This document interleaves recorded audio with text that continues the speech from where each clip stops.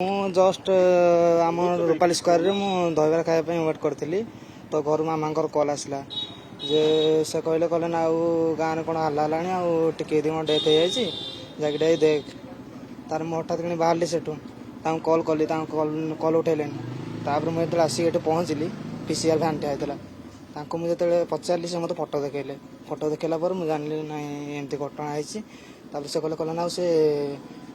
ତାଙ୍କ ରୁମ୍ମେଟ୍ ଯିଏ ଅଛନ୍ତି ସେ କହିବା କଥା ଯେ ସେମାନେ ସକାଳେ ଗଲେ ମାଛ ମାର୍କେଟ ଧରିକି ଆସିଲେ ମାଛ ମାର୍କେଟ ଧରିକି ଆସିଲା ପରେ ସେ ମାଛ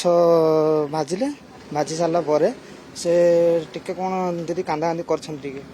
ତାପରେ ସେ ଆଉ ବି ତାଙ୍କୁ କିଛି ପଚରା କରିନାହାନ୍ତି ତାଙ୍କ ରୁମ୍ମେଟ୍ କହିଲେ ନା ଆଉ ଭାତ ରାନ୍ଧିବ କି ନା ନାଇଁ ସେ ମନା କଲେ ନା ଆଉ ଦିଦି ମନା କଲେ ନା ମୋର ଭାତ ଅଛି ଆଉ ମୁଁ ଖାଇଦେବି ଆଉ ତମେ ରୋଷେଇ କରିଦେବ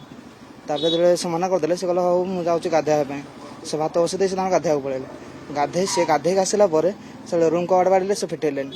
ତ ଏମାନେ ଯେତେବେଳେ ପଛପଟେ ଯାଇକି ଝରକା ବାଟେ ଦେଖିଲେ ଝରକା ବାଟେ ଦେଖିଲା ପରେ ସେ କଲ୍ କରିକି ଘରକୁ ଖବର ଦେଲେ ତ ଘରୁ ମୋତେ ମାମା କଲ୍ କଲେ ତ ପୋଲିସ ଆସିଲା ପରେ ସେ ତାଙ୍କ ମୋବାଇଲରୁ ଯାହା ଦେଖିଲେ ସେ ମୋବାଇଲ ଗ୍ୟାଲେରୀରେ ଯାହା ଦେଖିଲେ ଯେ ସେ ଆଗରୁ ରସି ବାନ୍ଧିଲା ବେଳେ ସେ ଗୋଟେ ଫଟୋ ଉଠେଇଛନ୍ତି ତାଙ୍କ ଗ୍ୟାଲେରୀରେ ସେ ଫଟୋଟା ଅଛି ତାପରେ ତ ଆଉ ମୁଁ ସେମିତି କିଛି କି ଗୋଟେ ଅନନୋନ୍ ନମ୍ବରରୁ କଲ୍ ଆସୁଥିଲା ବାରମ୍ବାର ତ ସେ ନମ୍ବର ତ ପୋଲିସ ଆମକୁ ଦେଲେନି ସେ ତାଙ୍କର ନୋଟ୍ ଡାଉନ୍ କରି ରଖିଛନ୍ତି ତ ପରେ ସେ ଯାଞ୍ଚ କଲା ପରେ ଜଣାପଡ଼ିବ କିଏ ସେ ଲୋକ କେଉଁଠି କଲ୍ କରିଥିଲା ନା ସେମିତି କିଛି ମୁଁ ସେମିତି ତ କିଛି ଜାଣିନି ପୋଲିସ ତ ଏପର୍ଯ୍ୟନ୍ତ ମୋବାଇଲ ଆମକୁ ହ୍ୟାଣ୍ଡ ଓଭର କରିନି ତ ପୋଲିସ ଇନଭେଷ୍ଟିଗେସନ୍ ଯାହା ଜଣାପଡ଼ିବ